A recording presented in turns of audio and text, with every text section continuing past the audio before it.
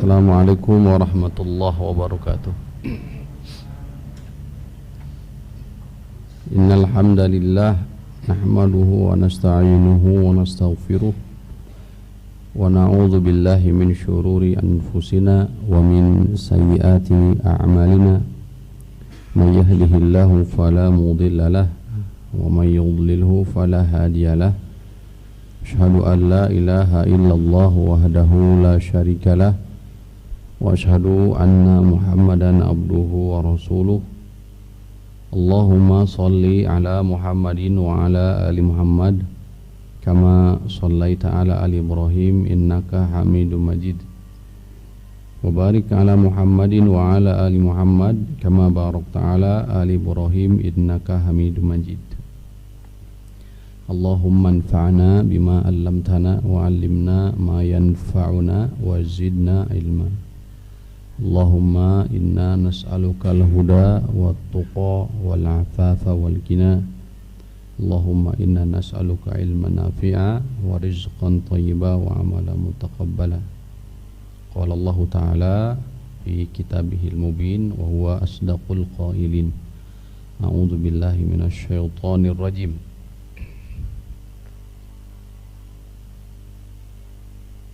Qul bifadlillahi wa birahmatihi fabidzalika falyafrahu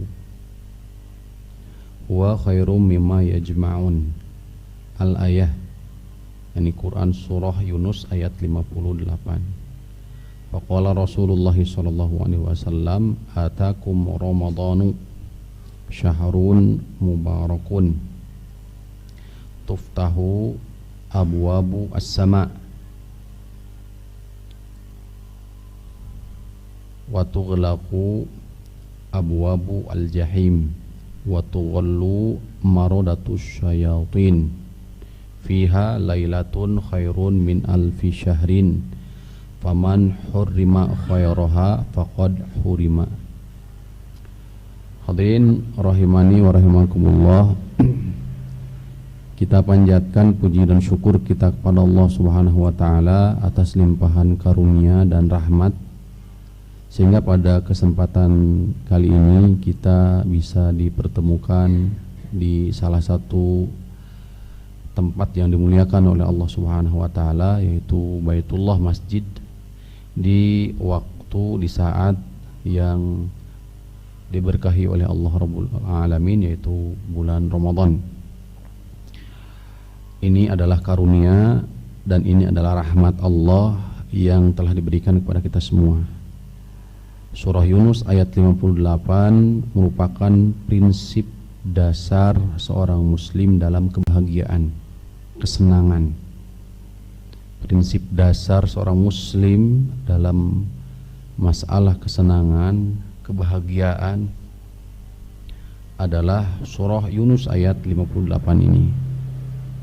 Allah Subhanahu wa taala berfirman, "Qul bi fadlillahi wa bi rahmatihi." Katakan wahai Muhammad, ini kepada mereka, bifadlillah, sebab karunia Allah, wa birahmatihi, demikian pula sebab rahmatnya lah, ya. Fabidzalika falyafrahu, atas dasar itu hendaklah mereka berbahagia, bersenang hati, bergembira. Huwa khairun mimma yajma'un, itu lebih baik daripada apa yang mereka kumpulkan. Ini berupa dunia, berupa harta. Tidak diragukan lagi hadirin rahimani wa rahimakumullah, bahwa bulan Ramadan adalah bulan ampunan, bulan rahmat, ya, bulan yang diberkahi oleh Allah Subhanahu wa taala. Maka sudah menjadi seyogianya seorang muslim, seorang mukmin berbahagia ketika datang di bulan Ramadan. Sekaligus ini merupakan prinsip hidup seorang muslim dalam konteks bahagia. Bahagia seorang muslim tidak di atas dunia, Bahagia seorang muslim, senangnya, bahkan bisa jadi pesta pora dalam tanda kutip seorang muslim itu tidak di atas materi, tapi di atas apa? Karunia dan rahmat Allah Subhanahu wa taala. Sehingga ayat ini menjadi landasan sekaligus pembeda antara kita sebagai muslim dengan mereka, yakni orang-orang kufar, orang-orang kafir, orang-orang mujrim, di mana mereka berpesta pora, mereka bersenang hati, bergembira atas dasar apa? Materi belaka. Kita seorang muslim tidak berpijak di atas itu kebahagiaan kita, tapi atas apa? Atas karunia Allah, ya, atas nikmat Allah, atas rahmat Allah Subhanahu wa taala. Nih di hadis Nabi sallallahu alaihi wasallam yang tadi di muqaddimah di antara yang disebutkan, Rasul sendiri mempraktekkan ketika bulan Ramadan tiba, beliau mengatakan ucapan tarhib. Tarhib itu ucapan apa istilahnya? Gembira hati kepada para sahabat. Ahlan wa sahlan itu telah datang kepada kalian semua bulan Ramadan, bulan yang diberkahi oleh Allah Subhanahu wa taala. Dibukakan di dalamnya pintu-pintu langit. Redaksi yang lain dengan redaksi yang berbeda sampai 3. Tubtahu lahu abwabus sama, tublahu abwabur rahmah, tubtahu lahu abwabul jannah. 3. Langit, rahmat, surga dibuka.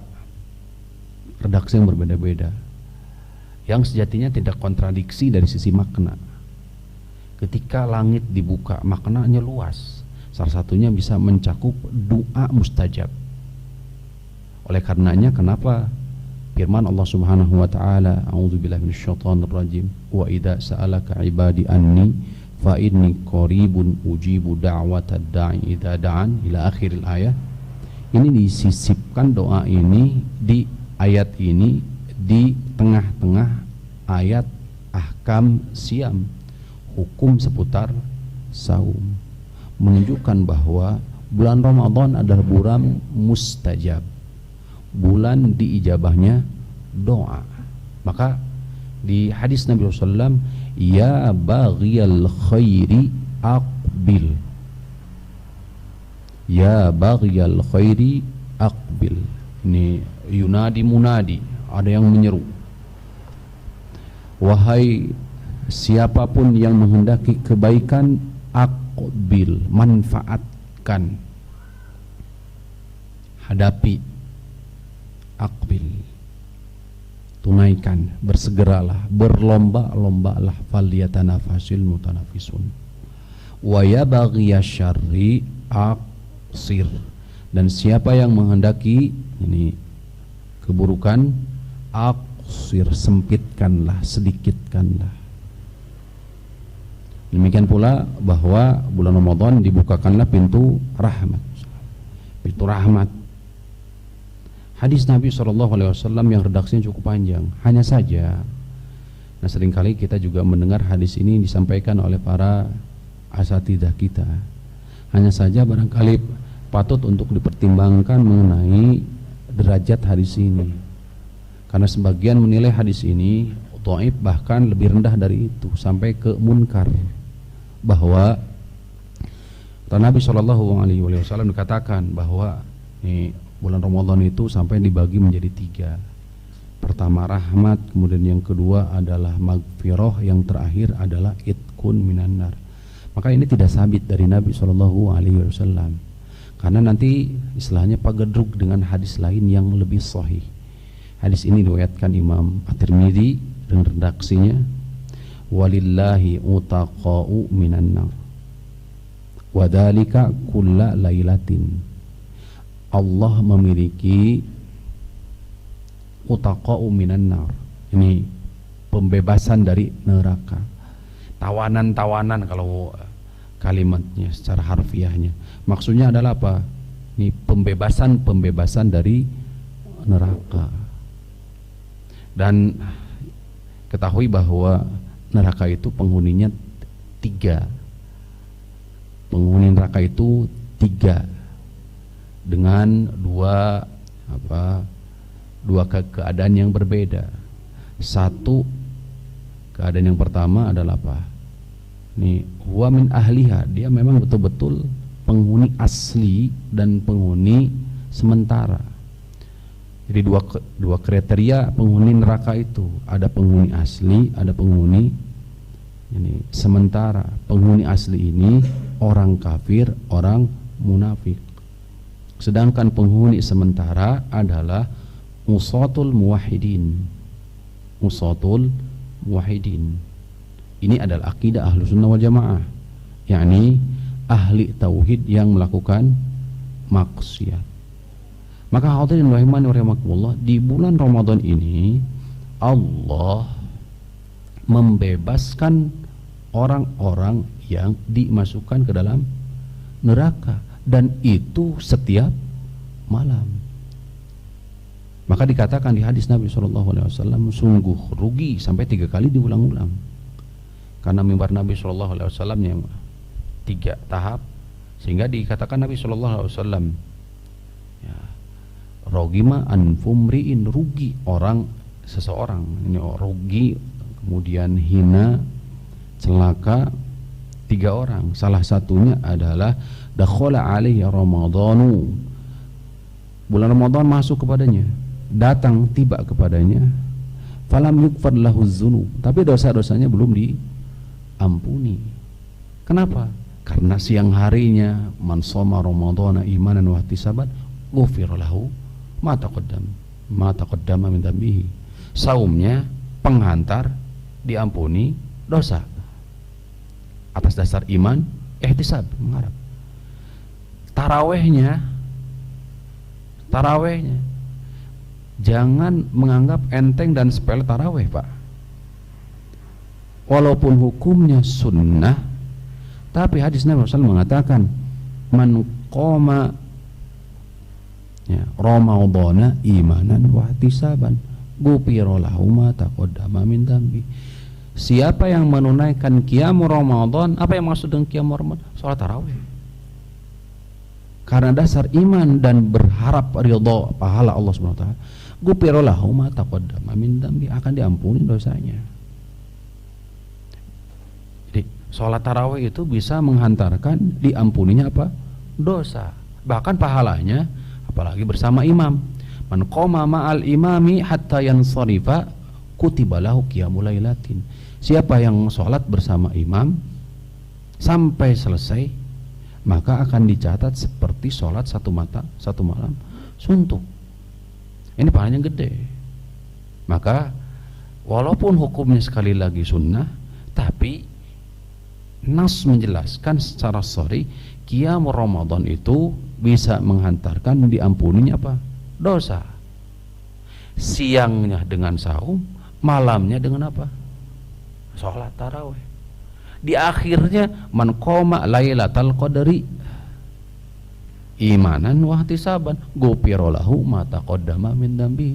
Siapa yang menunaikan yakni i'tikaf, mencari-cari malam Lailatul Qadar atas dasar iman dan berharap ridha Allah Subhanahu wa taala, ghufira lahu ma taqaddama min dhanbi, akan diampuni dosa yang telah lalu.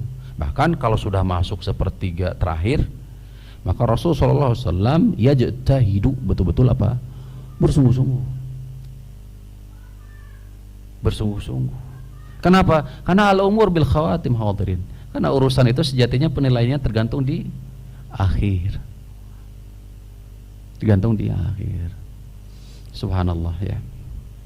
Dan ritme godaan syaitan itu selalu membelakangi syariat. Ritme gangguan syaitan itu selalu membelakangi syariat. Ya, di awal rame faktanya ya, di akhir sepi. Syariat bagaimana? Di awal ya rame semestinya. Nah, pas di akhir lebih. Tuh. Dan banyak hal, Pak. Silakan Bapak tadabburi. Banyak hal yang ini godaan syaitan itu selalu apa istilah ininya, berbanding terbalik gitu, selalu terbalik dengan syariat.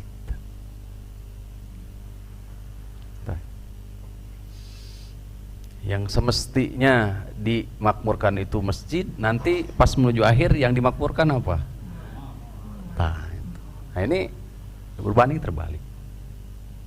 Yang semestinya sikap kaum muslimin itu terhadap bulan Ramadan itu tafarrug li ibadah, betul-betul fokus di ibadah, tapi setan mengganggu dalam pintu ekonomi.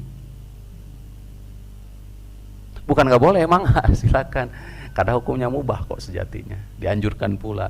Hanya saja kalau kita insaf, bijak menilai, maka justru bisa jadi itu penghalang kita fokus dalam rangka beribadah. Saya mengingatkan usini wa iyyakum bitaqwallah. Ya, mengingat hadis-hadis Nabi SAW tadi. Sungguh rugi dan celaka orang yang telah tiba kepadanya bulan Ramadan, tapi dosa-dosanya tetap apa? Masih banyak gitu. Padahal siangnya sebagai penghantar diampuni dosa dengan saum, malamnya tarawih itu bisa menghantarkan diampuni dosa. Itu belum amal soleh yang lainnya, belum doa-doa kita. Subhanallah. Oleh karena itu sekali lagi bahwa setiap malam itu adalah apa? Istimewa, setiap hari istimewa. Bulan yang dipenuhi dengan keberkahan. Hadirin rahimakumullah, pembahasan kita kali ini insyaallah melanjutkan sejatinya pembahasan sebelumnya di kitab Ma'arijul Qabul, yakni seputar ragam dari ibadah.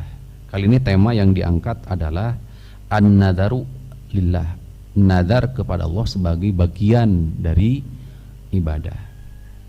Pertama Bapak-bapak, Ibu-ibu, kita kenali terlebih dahulu apa itu nazar. Ya, kita kenali terlebih dahulu itu nazar. Kemudian kenapa nazar itu termasuk bagian dari ibadah? Al-Imam Al-Asbahani atau Al-Asbahani di kitab Mufradat Al-Fadhil Quran, Al-Imam Al-Asbahani di kitab Mufradat Al-Fadhil Quran mengatakan, an-nadhru an tujiba ala nafsika ma laisa biwajibin lihudusi amrin. Nazar itu, kata Al-Imam Al-Asfahani di kitab Mufradat, adalah antujiba ala nafsika, engkau mewajibkan, ya, engkau mewajibkan sesuatu atas dirimu, ya, mewajibkan sesuatu atas dirimu, ma laisa biwajibin, yang asalnya tidak wajib. Jadi mewajibkan sesuatu dari ibadah, ya, yang asalnya bukan ibadah, bukan wajib, tidak wajib asalnya, tapi dipaksa menjadi wajib oleh siapa? Diri sendiri. Hukum asalnya, hadirin rahimani wa rahimakumullah, ini ibadah adalah ini taklifi, dalil. Allah Subhanahu wa taala lah yang berhak menetapkan bahwa ini ibadah atau bukan. Dan Allah telah menetapkan nazar bagian dari ibadah. Ketika seseorang telah menetapkan, ya, mewajibkan atas dirinya, padahal Allah menetapkan hukum asalnya itu adalah sunnah, maka wajib untuk dipenuhi, maka termasuk kategori nazar. Seperti surah Maryam ayat 26, lihudusi amrin, karena ada kejadian tertentu, sebab tertentu. Ini nadartu lirrahmani sauma, kata Allah, ini nadartu lirrahmani sauma, sesungguhnya aku telah bernadar, lirrahman, bagi ar-rahman, sauma, untuk saum. Saum yang dimaksud adalah menahan diri secara umum. Hanya saja kalau lanjutan daripada ayat walan ukallimal yauma insiya, hari ini saya tidak akan berbicara kepada siapapun. Maka yang dimaksud adalah menahan diri saum dari berbicara. Hukum asal berbicara mubah, tapi karena sudah dinazarkan tidak akan berbicara kepada siapapun, maka hukum menahan diri tidak berbicara menjadi apa? Wajib. Siapa yang mewajibkan? Diri sendiri. Ini kisahnya Siti Maryam. Ketika terjadi apa? Fitnah, ujian dari Allah sekaligus mukjizat Nabi Isa alaihissalam, mengandung tanpa sebab bapak. Tuh. Maka nazar itu seperti itu, mewajibkan sesuatu karena sebab tertentu yang hukum asalnya tidak wajib. Nah, demikianlah gambarannya. Fanadharu huwa ijabul mukallafi ala nafsi syai'an lam yakun alaihi. Jadi dapat disimpulkan bahwa nazar itu adalah kewajiban atas diri lam yakun alaihi, yang asalnya tidak wajib.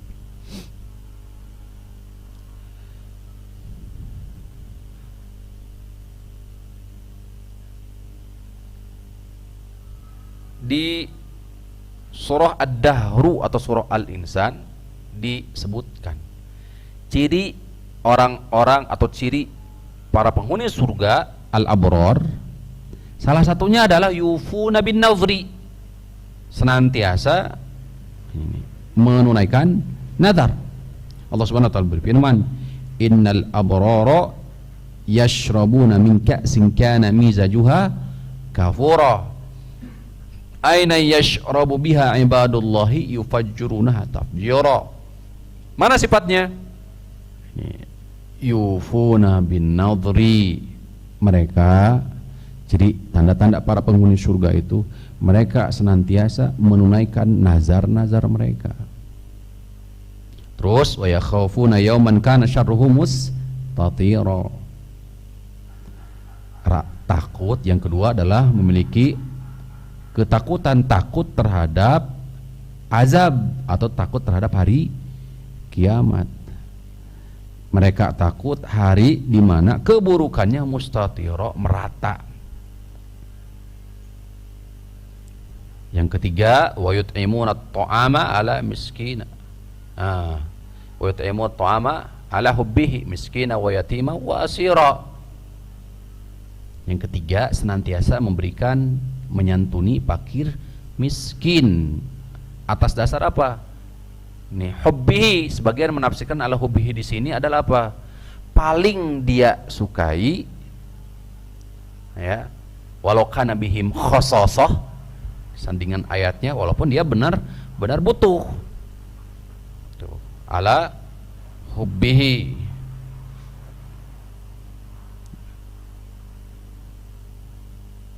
Wa yut'imuna at-ta'ama ala hubbihi miskina wa yatima wa asira innama nut'imukum liwajhillah la nuridu minkum jazaa'a wala syukura. Baik.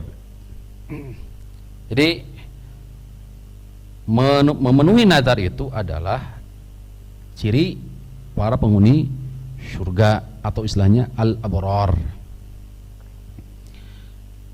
Surah Al-Hajj ayat 29. Allah Subhanahu wa taala berfirman, "Tsummal yaqdu tafathahum wal yufu nuzurahum."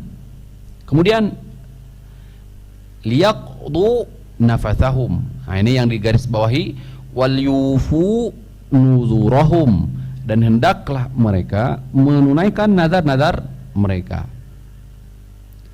Qala al-Imamu Asy-Syaukani, kata Imam Asy-Syaukani mengomentari ayat ini, wal amru lil wujub, asal perintah itu wajib. Al-Hajj ayat 29. Wa qad waradat anin nabiy sallallahu alaihi wasallam ahaditsu fin nahyi anin nadar. Nah, hadirin rahimani wa rahimahullah taala, nanti kita akan dihadapkan ke hadis. Nanti sebelum kita masuk ke hadis, kita sampaikan ayat-ayat terlebih dahulu seputar nadar. Di surah Al-Baqarah ayat 270 juga disebutkan, wa ma anfaqtum min nafaqatin, apakah apa yang kalian infakkan berupa nafkah, au nadartum min nadhirin, atau apa yang kalian tunaikan berupa nadar, fa innallaha ya'lamuhu, maka sungguhnya Allah Maha mengetahui. Ya, surah Al-Baqarah ayat 270, landasan dalil syariat nazar. Yang menjadikan nazar itu adalah bagian dari ibadah, karena ibadah itu milik Allah Subhanahu wa taala, sehingga tidak boleh bernazar kepada selain Allah Subhanahu wa taala. Kenapa? Karena ibadah hak milik siapa? Allah. Iyyaka na'budu wa iyyaka nasta'in. Ala lillahid dinul khalis, hanya milik Allah agama yang murni itu.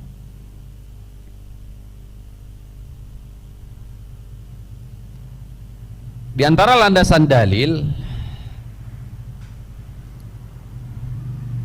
hadis yang dibawakan oleh Al-Jamaah, di sini dikatakan Imam Al-Bukhari, Imam Abu Daud, Imam At-Tirmidzi, Imam An-Nasai, selain Imam Muslim tidak meriwayatkan, dari sahabat Aisyah Ummahatul Mukminin, Aisyah radhiyallahu taala anha, kata Nabi sallallahu alaihi wasallam, man nadhara an yuti Allah falyuti'hu, siapa yang bernadar untuk mentaati Allah dalam konteks ibadah taat, siapa yang bernadar untuk taat kepada Allah, falyuti'hu, maka taati, tunaikan nadar itu.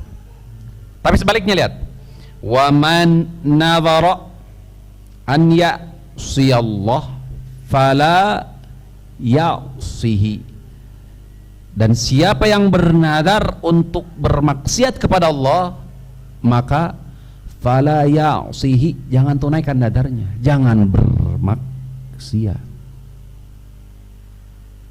Tuh.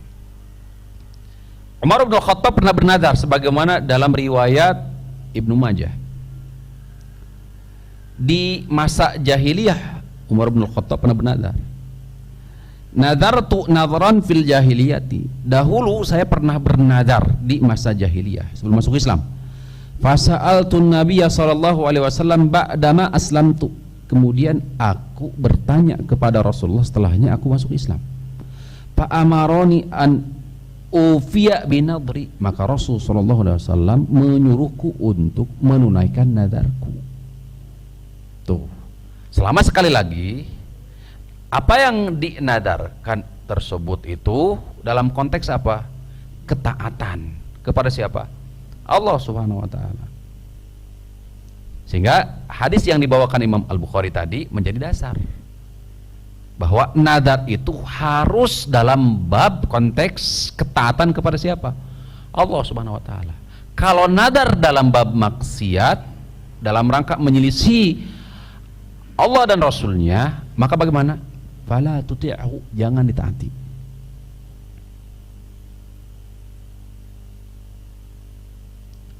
Di hadis Imam Al-Bukhari, beliau membuat babu ismi man la yafi bin nadhr, bab dosa bagi siapa yang tidak menunaikan nazarnya.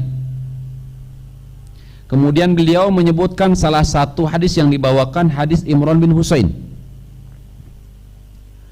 Khairukum qardi, kata Rasulullah, sebaik-baik kalian itu adalah qarni, generasiku. Tsumalladzina yalunahum, kemudian yang datang setelah mereka, berarti generasi pertama sahabat, kemudian generasi yang datang peninggalan mereka, berarti tabi'in, tsumalladzina yalunahum, kemudian generasi yang datang sepeninggalan mereka, yaitu tabi'ut tabi'in. Maka melalui hadis ini 3 kurun, 3 generasi itu khairiyah. Itu diberikan apa? Ini kebaikan ya oleh Rasulullah sallallahu alaihi wasallam. Qala Imran, kata Imran bin Husain berkata, la adri zakaru isnaini aw salasan. Saya tidak hafal. Saya tidak tahu apakah beliau menyebutkan mengulang 2 kali atau sampai 3 kali. Apakah sampai kepada tabi'in saja? Itu. Summal ladina yalunahum, summal ladina yalunahum. Apakah 2 kali atau 3 kali katanya Allah Ta'ala. Summa yaji'u qaumun yunziruna wala yufuna. Nah, setelah itu datang kaum generasi setelah tadi 3 kurun tadi, qaumun yanziruna wala yufun. Kaum yang bernadar wala yufuna, tapi tidak memenuhi, mentaati, menunaikan nadarnya. Wa yakhununa wala yu'tamanun. Mereka berkhianat dan tidak amanah. Wa yashhaduna wala yastashhidun. Mereka bersumpah tapi tidak ditunaikan. Wa yadharu fihi as-siman. Akan muncul di tengah-tengah mereka itu apa? Fitnah. Maka kata Nabi sallallahu alaihi wasallam di sini katakan, ya Rasulullah inni nadartu fil jahiliyati an a'takifa lailatan fil Masjidil Haram. Ya Rasulullah, kata Umar bin Khattab, dahulu fil jahiliyah saya ini menjelaskan tadi yang bernadar Umar bin Khattab. Dahulu saya bernadar di Masjidil Haram untuk beriktikaf. Kata Rasulullah sallallahu alaihi wasallam, aufi binadrika, tunaikan nadarmu. Tunaikan nadarmu. Tuh. Terus bagaimana konteksnya kalau seandainya orang yang terdekat dengan kita bernadar dan kita tahu bahwa beliau bernadar? Ini terjadi di masa Nabi SAW. Ada yang datang kepada Nabi SAW, inna ukhti nadarat anta hujja. Sesungguhnya saudari perempuanku telah bernadar untuk menunaikan ibadah haji. Wa innaha matat, kemudian wafat, meninggal.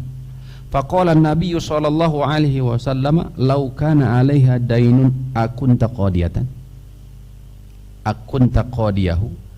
Jika kamu punya utang, apakah ini akunta qadiyatan? Apakah kamu ada ada kewajiban untuk menunaikan? Qala na'am, benar.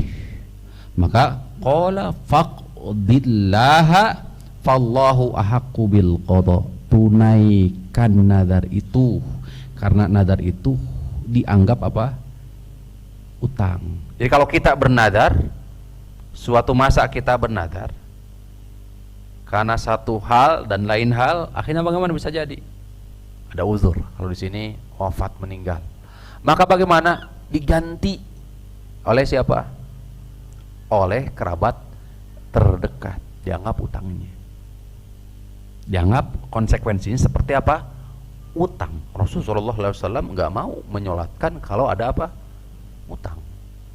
Dan ini utangnya berkaitan dengan siapa? Allah. Bahkan kata Rasul mengatakan, fallahu ahaqqu bil qada. Ya. Tunaikanlah, karena hubungan dengan Allah itu lebih berhak untuk ditunaikan. Sampai di sini dulu Pak. Wa ghairu dzalika min ahaditsil amri bil wafa'in nadri anin nabi, dan lain sebagainya, hadis-hadis yang memerintahkan untuk menunaikan apa? Nadar. Berarti banyak tadi sebagaimana dikatakan oleh Imam Asy-Syaukani bahwa hukum nadar itu adalah apa? Wajib.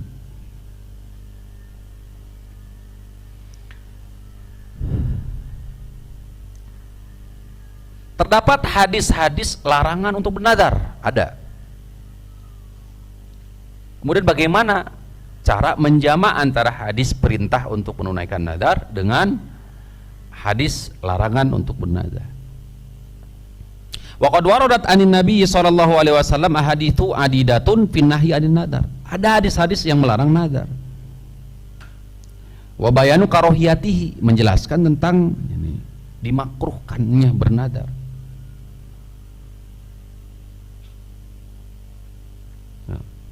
Kata Rasul sallallahu alaihi wasallam, la tanziru fa inna an-nadhra la yugni minal qadari syai'ah. Kalian jangan bernadar. Fa inna an-nadhra la yugni minal qadar. Karena nadarmu, nadar kalian, karena nadar la yugni minal qadar syai'ah, tidak merubah takdir apapun. Karena sekali lagi, jadi subhanallah, jadi nadar itu berkaitan dengan apa? Catatan. Nadarmu itu tidak akan merubah takdir, maka kalian jangan bernadar. Wa innama yastakhriju bihi minal bakhil, karena justru tidaklah keluar nadar tersebut kecuali dari orang yang bakhil. Orang yang apa? Bakhil. Orang yang kikir. Kita kuatkan dulu dengan hadis yang lain ya. Hadis yang lain. Hadis riwayat Imam Muslim tadi. Hadis riwayat Imam Muslim. Yang dijadikan syahidnya, jangan kalian bernadar, karena nadar itu, nadar apapun kalian, itu tidak akan merubah takdir. Justru itu lahir dari orang yang pelit. Redaksi yang lain dari hadis Abdullah bin Amr, Abdullah bin Umar, akhadha Rasulullah sallallahu alaihi wasallam yanhana anin nadar. Rasulullah sallallahu alaihi wasallam melarang kami untuk nadar. Wa yaqul, beliau berkata, innahu la yarudda syai'an. Nadar itu tidak menghalangi apapun. Wa inna ma yastakhriju bihi minasy-syahih. Maknanya sama. Rajulun syahih, ini riwayat Abu Sufyan ya. Hindun ini pernah curhat kepada Rasul sallallahu alaihi wasallam tentang kondisi suaminya. Siapa? Abu Sufyan. Rajulun sahihun. Sungguhnya suamiku adalah apa? Orang yang sahih. Apa istilahnya ya? Bakhil, pelit. Gitu. Pelit. Maka kata Rasul sallallahu alaihi wasallam, ya, di sini sesungguhnya tidak keluar kecuali dari orang yang syahih, orang ini bakhil. Hadis riwayat Imam Bukhari, Imam Muslim. Pen qala qailun kaifa yubdahu al-mufin. Sekarang bagaimana korelasi hubungannya dengan ayat-ayat yang tadi disampaikan, yang mewajibkan bahkan memasukkan sebagai tanda ciri-ciri para penghuni surga, abror tadi, senantiasa menunaikan nadar. Berarti nadar itu dianjurkan, kan gitu kan itu akhirnya. Wal jawabu anna nadhara al mamduh wa nadharu ta'ah al mujarrad. Yang dimaksud adalah nadar yang terpuji itu apabila nadar taat duna ta'liqihi ala syai'in yulzimu al insan nafsuhu. Yang dimaksud tadi di atas di surah Al-Insan, Ad-Dahru dan yang lainnya adalah nadar yang tidak, nadar itu ada dua Pak. Ada nadar muqayyad, muallaq wa ghair muallaq, muqayyad. Ada nadar yang terikat, ada juga nadar yang tidak terikat.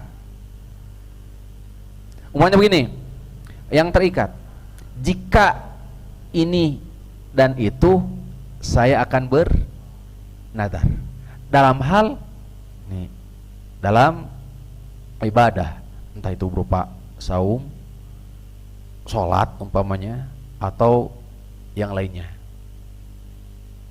Tuh, Maka nadar yang dianjurkan itu, yang al-mamduh terpuji di situ, di sini adalah nadarut ta'ah, nadar yang sifatnya taat, duna ta'likihi ala syai'in, tanpa ada ikatan apapun, yulzimul insan nafsuhu bihi hamalan laha anit ta'ah, yang mendorong untuk melakukan nadar tersebut. Ini nanti kita akan membahas perbedaan sedikit dengan sumpah, ya. Nadar dan sumpah, apa bedanya? Secara umum nadar dan sumpah itu dibedakan dari sisi hakikatnya saja. Kalau kifaratnya sama, ayat tentang kifarat dari nadar dan sumpah, aiman istilahnya, yamin istilahnya, itu sama. Hanya saja dari sisi konteks pokok dari nadar serta sumpah sendiri yang berbeda. Kalau sumpah yamin itu berkaitan dengan umur perkara di luar konteks ketetapan syariat ibadah. Kalau nadar berkaitan seperti tadi, saum, sholat, mungkin bisa jadi sodako yang memang nasnya ada, dan itu adalah kategori bagian daripada ibadah. Sedangkan sumpah berkaitan dengan apa? Ya, umur, ini perkara yang sifatnya muamalah. Tapi dua-duanya sama. Baik. Nanti ada syarat nazar untuk Allah Subhanahu wa taala.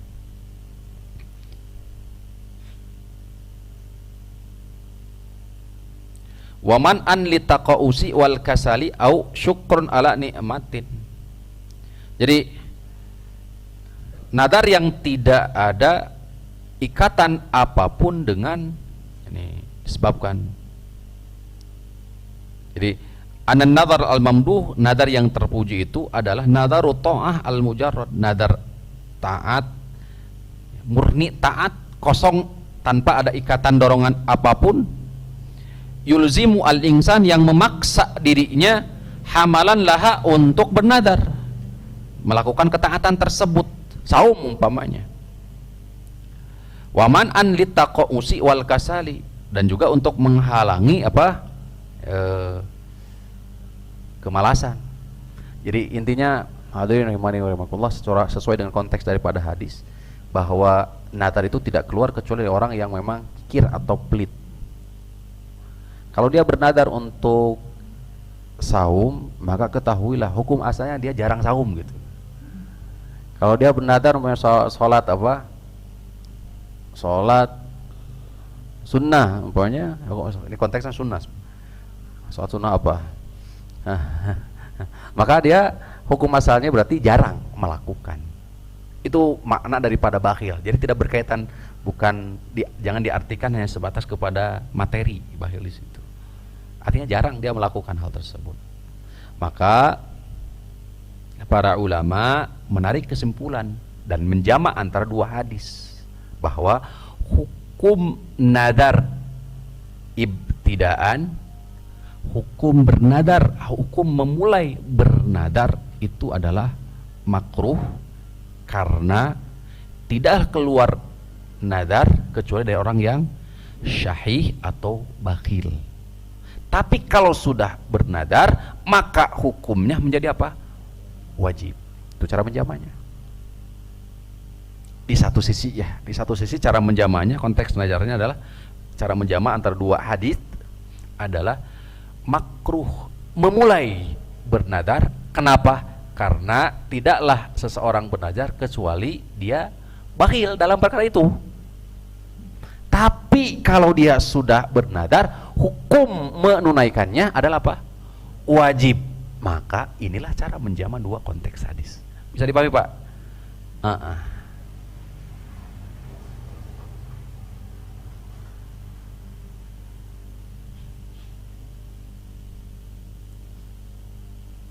Baik.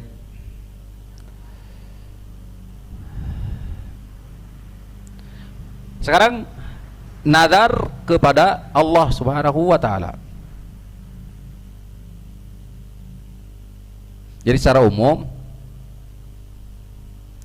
nadar itu fa idza qasada al-insanu an yandhira lillahi ta'atan fa alih al-wafa bihi. Nadar itu ada dua secara umum. Satu, nadar yakni lillah, kepada Allah Subhanahu wa ta'ala. Yang kedua, nadar la yajuzu al-wafa, nadar yang tidak boleh ditunaikan nadarnya. Kita masuk terlebih dahulu nadar yang sifatnya adalah konteksnya ibadah, ya, lillahi ta'ala. Asy-Syaikh mengatakan di kitab Ma'arij wal Qabul, wa min syartin nadari lillahi ta'ala ayyakuna ta'atan.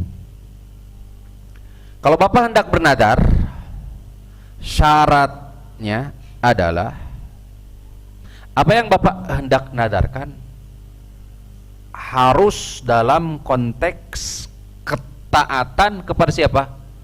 Allah. Ini syarat pertama.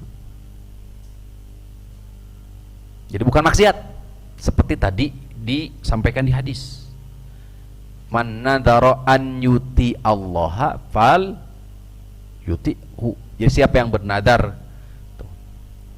untuk taat kepada Allah, jadi syarat yang pertama adalah dalam konteks taat kepada Allah. Yang kedua, ayyakuna mimma yutikuhu al-abdu.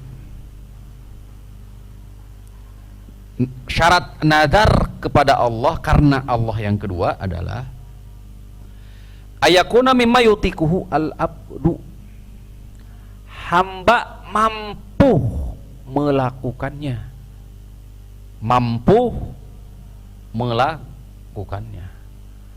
Bernadar dalam perkara yang mampu untuk melakukannya. Berarti kebalikannya ada nadar yang tidak mampu. Seperti apa? Ada yang ngasih contoh bernadar apa? Bernadar terhadap sesuatu tapi di luar kemampuan diri. Jadi tidak melihat kepada orang lain tapi melihat diri sendiri. Konteks diri, keadaan diri sejatinya tidak mampu, tapi dia paksakan untuk bernadar, makanya nggak boleh.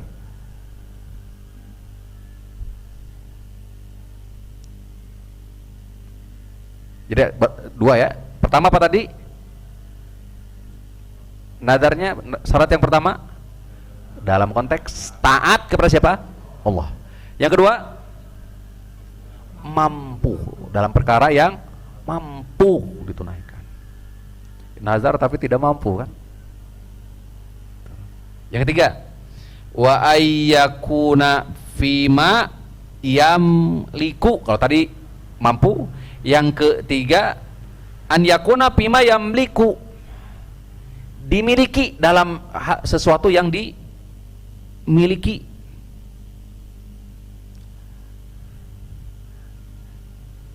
Sesuatu yang dimiliki. Gimana maknanya? Wa yakuna fima yamliku, dalam perkara yang dia miliki. Nanti kita sampaikan hadis-hadisnya.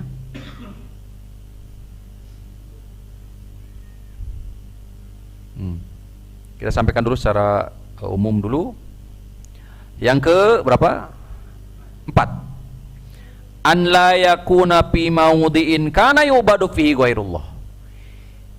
Tidak di tempat yubadu fihi ghairullah, sembahan selain Allah. Tidak di dalam tempat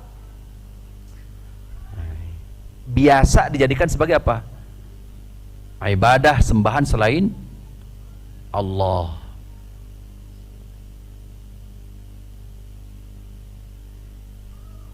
Tuh, jadi ada berapa?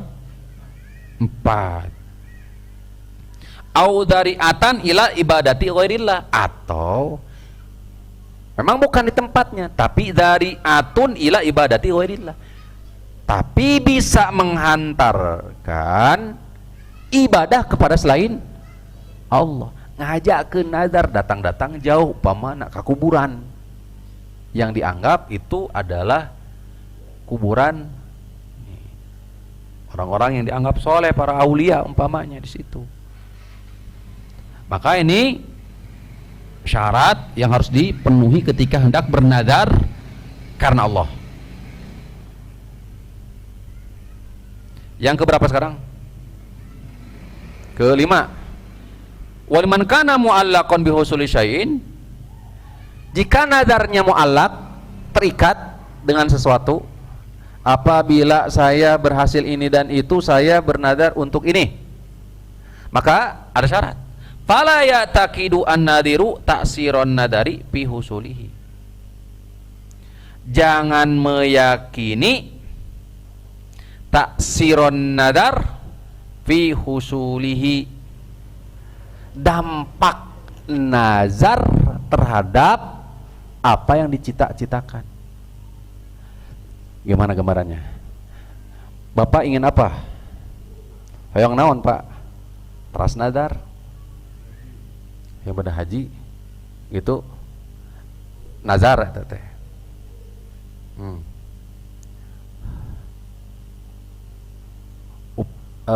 Enggak, ininya apa? Kalau saya ini terikat dulu. Saya kalau ini dan itu akan ibadah haji umpamana. Ya, subhanallah. Nah. Kalau saya naik pangkat, saya akan ibadah haji. Bener naik pangkat. Ini kade dah. Kemudian kita kaitkan naik pangkat teh dengan nazar. Jelas?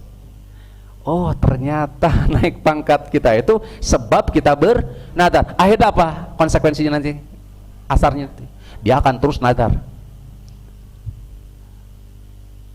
sehingga dia akan terjerumus ke dalam hal perkara yang makruh terus, karena meyakini bahwa ketercapaian keberhasilan dia itu sebab nazarnya dia. Nggak boleh teh.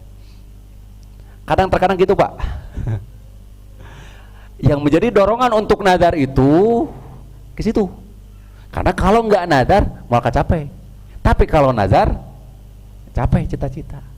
Nggak boleh itu adalah bagian dari syarat nadar. Apabila nadarnya itu memang ada pakai syarat gitu, pakai syarat, makanya istilahnya nadar mu'allaq, istilahnya nadar mu'allaq, nadar yang terikat.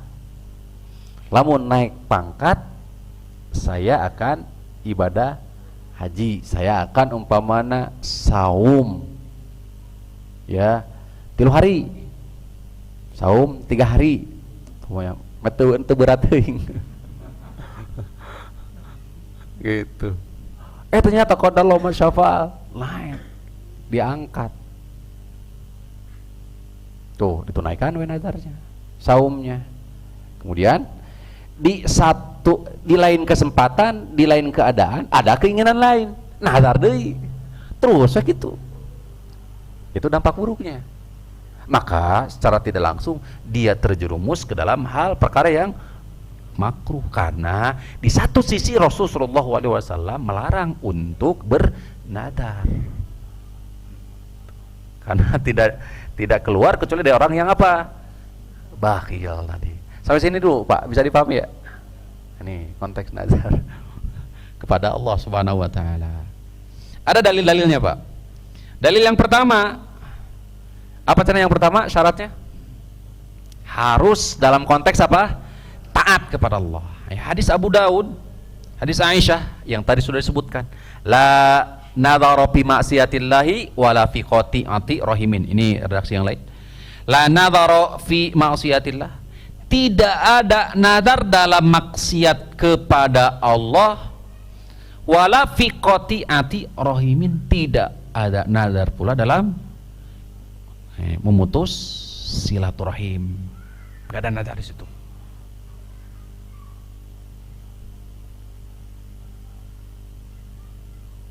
Itu yang syarat.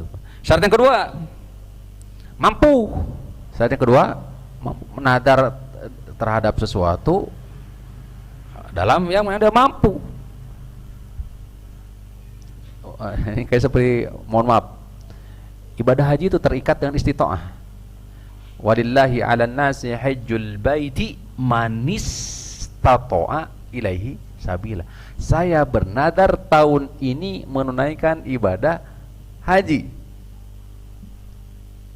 Gitu. Tapi faktanya kondisi dan keadaan belum masuk kriteria istitoah. Itu gambarannya. Itu enggak nadar. Tidak boleh seperti itu. Tidak boleh gitu. Hadis Uqbah bin Amir, nadartu ukhti an tamsyiya ila baitillah. Ini pernah juga kejadian di masa Rasulullah. Kata Uqbah bin Amir radhiyallahu anhu, nadarat ukhti, saudari perempuanku bernadar untuk berjalan ke Baitullah. Tahu ibu-ibu, kadang ada yang nadar maksakan diri. Sampai dah ke mana?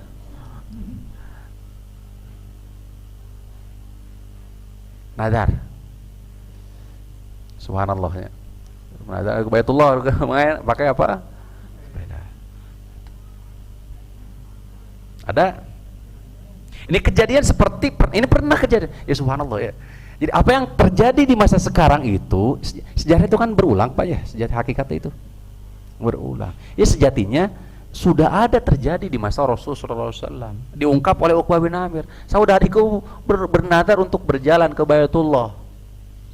Fa amaratni an astabtiya laha Rasulullah. Maka beliau nyuruh aku untuk meminta fatwa kepadamu. Nyuruh saudari teh.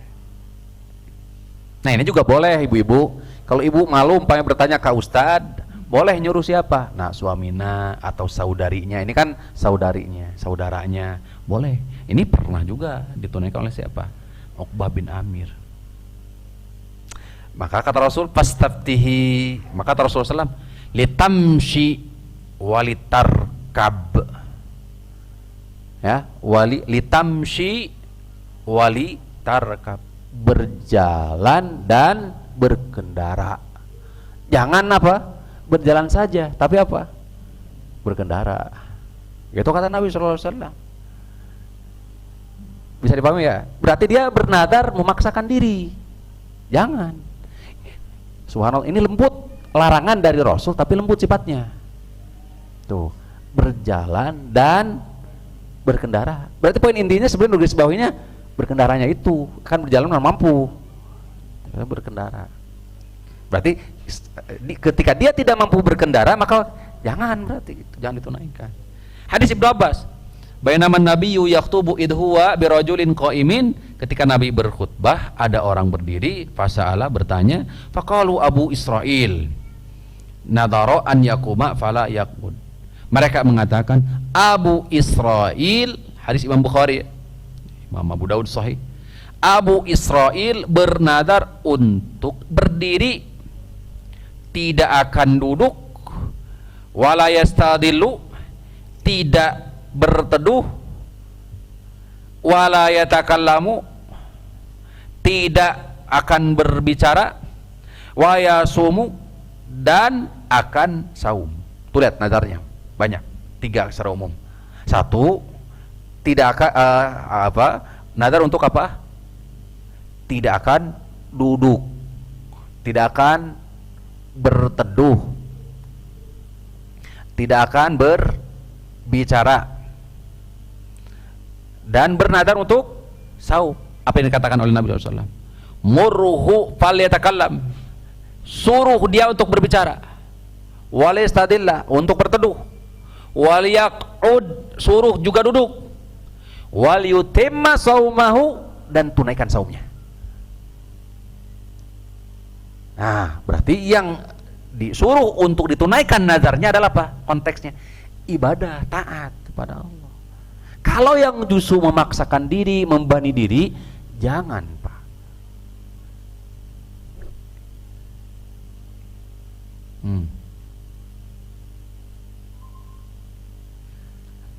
Yang ketiga berarti apa? Maksiat. La wafa'a li nadharin fi ma'siyatillah wala fi ma la yamliku ibnu Adam. Nah ini tidak dimiliki. Tidak ada nadar, tidak boleh menunaikan nadar dalam konteks maksiat kepada Allah, tidak juga sesuatu yang dia tidak dimiliki. oleh Ibnu Adam. Nadar apa ya contohnya? Sumpah apa termasuk kategori di situ yang tidak dimiliki. Hadis Abu Daud, hadis sahih, sanadnya sahih. Adapun yang keempat, hadis Sabit bin Dhahak, anna rajulan atan nabiyya, datang kepada Nabi SAW, faqala inni nadartu an anhara iblan bi buwana. Saya ya Rasulullah bernadar untuk menyembelih unta di Buana, satu tempat. Ya. Ismun maudhi bi asfalik Makkah, di sekitar daerah Makkah. Wara'a Yanbu', di belakang Yanbu'. Kana fiha wathun, kata Nabi sallallahu alaihi wasallam. Qala kana fiha wathanun min awthanil jahiliyati yu'bad. Apakah di situ terdapat berhala-berhala yang biasa disembah? Faqalu, mereka mengatakan enggak, tidak ada. Qala fa hal kana fiha 'idun min ayadim? Apakah di dalamnya ada id? Id itu bisa berupa tempat, waktu-waktu berkumpul, atau bisa jadi itu amalan-amalan yang rutinitas seperti sholat Jumat, itu id. Atau waktu yang senantiasa berulang, Idul Fitri, Idul Adha. Tuh. Maka kata beliau, tidak. Faqalu la tu'id. Faqala aufi binadrika fa innahu la wafa'a linadhirin fi ma'siyatillah wala fi ma la yamliku ibnu Adam. Ini lanjutan dari hadis yang di atas. Tunaikan kalau begitu, silakan. Kalau bernadar hendak menyembelih, kemarin kita sudah membahas adzabhu minal ibadah. Menyembelih itu bagian dari apa? Ibadah. Murni harus lillah, karena Allah Subhanahu wa taala.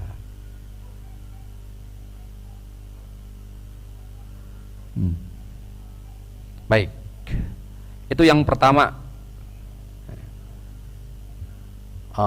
Berikut syarat-syaratnya itu tuh nadar kepada siapa? Allah. Sekarang nadar yang tidak boleh ditunaikan. Pertama, nadar maksiat. Nadar maksiat. Tadi hadis-hadisnya saya kira sudah disampaikan. Wa man nadhara an ya'siyahu fala ya'sihi, riwayat Imam Al-Bukhari. Seperti ka'an yunziru zaitan au syam'an au nafaqatan li ba'di al-kubur, seperti bernadar apa ini, zait, minyak wangi, minyak, nafaqah li ba'di al-kubur, atau dalam kuburan, Allah. Wal masyahid au yanziru ziyaratal adriha, atau bernadar untuk ziarah tempat-tempat apa istilahnya, kalau di kita di Indonesia apa, tempat wisata religi itu apa istilahnya selain kuburan. Nah, bernazar seperti itu kategorinya masuk ke dalam kategori nadar maksiat. Nadar maksiat.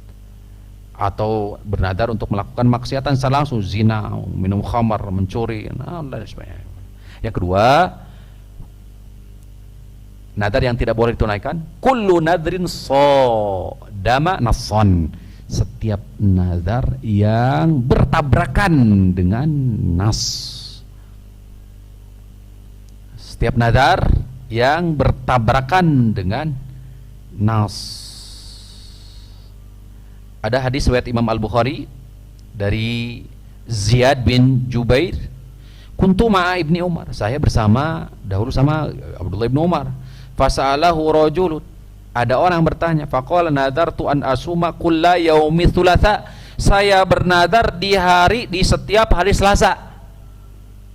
Au arbi'a ma'istu, selama saya hidup saya akan bernadar di setiap hari Selasa atau Rabu. Selama masih hidup tuh. Subhanallah. Ada orang yang demikian. Fawafaqat hadal yaum yauman nahri. Qadarullah, hari Selasa dan hari Rabu itu bertepatan, suatu hari bertepatan dengan Yaumun Nahri. Hari apa? Idul Adha. Boleh nggak saum di Idul Adha? Nggak boleh. Tuh. Faqala amarallahu biwafa'in nadhri. Allah telah memerintahkan untuk menunaikan nazar. Kan tadi kan merintahkan tuh, aufu bin nadhri. Wa nuhina an nasuma yauman nahri, dan dilarang untuk saum di hari nahar atau menyembelih. Fa'ada alaihi faqala mislahu la yazidu. Tuh. Faqala amarallahu biwafa'in nadhri. Allah memerintahkan untuk bernadar dan dilarang untuk saum di hari apa? Nahar. Itu juga jawaban dari Rasulullah sallallahu alaihi wasallam secara apa?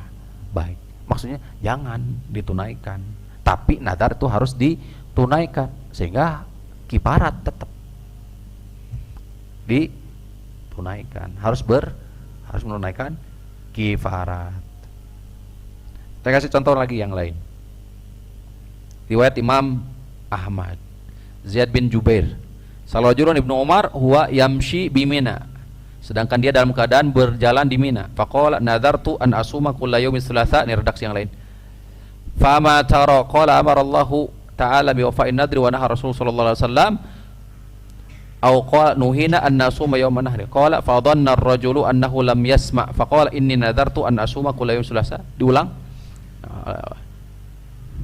Oleh Ibnu Umar sama jawabannya seperti tadi. Tuh. Intinya sejatinya dilarang. Tuh dilarang. Baik. Selanjutnya yang ketiga, nadarun la hukma lahu siwa kifaratu al-yamin. Nadar yang tidak ada hukumnya kecuali apa? Kifarat dari sumpah.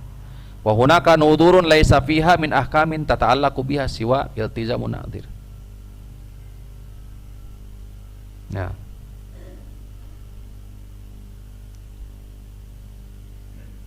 Allah taala wa alam. Kita masuk di kifarat dari nadar. Bisa dibuka surah Al-Maidah ayat 89. Allah Subhanahu wa taala berfirman, la yu'akhidukumullahu billagwi fi aymanikum walakin yu'akhidukum bima aqadtumul aymana. Nah ini fakaffaratuhu it'amu asyarati masakin. Maka siapa yang bernadar kemudian tidak menunaikannya, maka wajib bagi dia menunaikan kifarat, yaitu it'amu asyarati masakin. Pertama, memberi makan kepada 10 fakir miskin. Yang kedua, ya, au kiswatuhum, dan memberikan apa? Pakaian layak kepada mereka 10 fakir miskin. Yang ketiga, tahriru raqabah, membebaskan budak hamba sahaya. Yang keempat, faman lam yajid fasiyamu thalathati ayyam, jika tidak mampu, tidak mendapati, maka baru saum berapa hari? 3 hari. Jadi urutannya memberi makan 10 miskin dari makanan yang biasa dimakan oleh keluarga. Yang kedua, memberikan pakaian kepada 10 fakir miskin layak. Yang ketiga, membebaskan budak. Yang keempat baru saum. Hukum asalnya bukan khiyar, bukan memilih, tapi apa? Bertahap. Yang atas dulu. Memberi apa dulu? Makan. Baru memberi pakaian. Baru setelah itu apa? Membebaskan budak. Membebaskan budak sulit sekarang. Dan berbicara tentang budak, ada perkataan yang di Fathul Majid bagus ya kemarin dibahas. Bapak-bapak hadirin rahimani wa rahimakumullah, tak ubahnya kita ini seperti budak. Karena kita kan hamba Allah. Hamba itu milik siapa? Milik Allah. Lihat, ini ketika berbicara tentang amal soleh, Pak, sehingga tidak boleh kita bertumpu pada amal soleh dan mengharap apa ya, bertumpu kepada amal soleh maksudnya. Ketika seorang hamba disuruh oleh tuannya, maka kewajiban hamba tersebut adalah apa? Taat melakukannya. Berhak tidak mendapatkan imbalan? Punya hak gak untuk mendapatkan imbalan? Hukum asalnya dulu deh. Hukum asalnya tidak punya hak. Kenapa? Karena budak dimiliki, tidak punya hak. Kecuali kalau pemiliknya atau siapa? Pemiliknya, tuannya menetapkan, kamu jika ke sana saya kasih ini. Tuh. Jadi hukum asalnya kalau budak tersebut menunaikan perintah daripada tuannya, maka tidak ada apa. Karena itu sudah menjadi sebuah kewajiban. Tapi kalau tidak melakukan bagaimana? Ada hukumannya, ada ancamannya. Tahu nggak Pak? Kita ini persis seperti itu di hadapan Allah. Kita sebagai apa? Budak, hamba dimiliki oleh siapa? Allah. Jadi ketika Allah nyuruh untuk saum, ketika Allah nyuruh sholat, zakat, kemudian sekarang saum, maka bagaimana sikap kita harusnya? Taati, tanpa memikirkan pahala. Jangan dulu berpikir situ. Kenapa? Kenapa hukum asalnya? Karena ya itu sudah kewajiban kita. Itu bukan hak kita sejatinya. Tapi Allah Maha Rahman, Maha Rahim, Maha luas rahmatnya. Tidak dipinta pun pasti Allah akan kasih beri apa yang kita inginkan sejatinya. Jadi kewajiban kita mah adalah apa? Taati, udah taati aja. Apa yang diperintahkan disuruh oleh Allah udah taati. Hamba yang baik adalah hamba yang betul-betul mengenal tuannya, sehingga akan berdampak apa? Rajin dia. Karena apa? Tahu tuannya ketika nyuruh pasti ada imbalannya. Tahu banyak seperti itu Pak. Nah masalahnya seringkali kita mengedepankan tuntutan gitu, imbalan yang kita kedepankan. Jadi yang kita kedepankan adalah apa? Imbalan dulu di pikirannya, pahala heula naon. Ini keliru. Jadi pola pikir yang harus dirubah kita. Jadi kita itu persis seperti apa? Budak di hadapan pemiliknya, tuannya. Ketika kita ya disuruh melakukan sesuatu atas dasar perintah, memang sudah menjadi kewajiban kok. Sakuduna gitu. Tapi kita yakin bahwa ketika kita melakukan pasti ada imbalan. Ini Allah Subhanahu wa taala yang disifati dengan seluruh sifat-sifat yang mulia dan baik. Hadirin rahimani wa rahimakumullah. Saya kira itu ya saja penghantar menuju ini berbuka. Berbukanya cukup lama ya, ngabuburit ya insyaallah. Semoga apa yang disampaikan bermanfaat, menjadi catatan amal kebaikan untuk kita semua. Kurang lebih khilafnya mohon maaf. Kita akhiri dengan kifaratul majlis. Subhanakallahumma rabbana wa bihamdik asyhadu an la ilaha illa anta astaghfiruka wa atubu ilaik. Wa akhir da'wana alhamdulillahirabbil alamin. Assalamualaikum warahmatullahi wabarakatuh.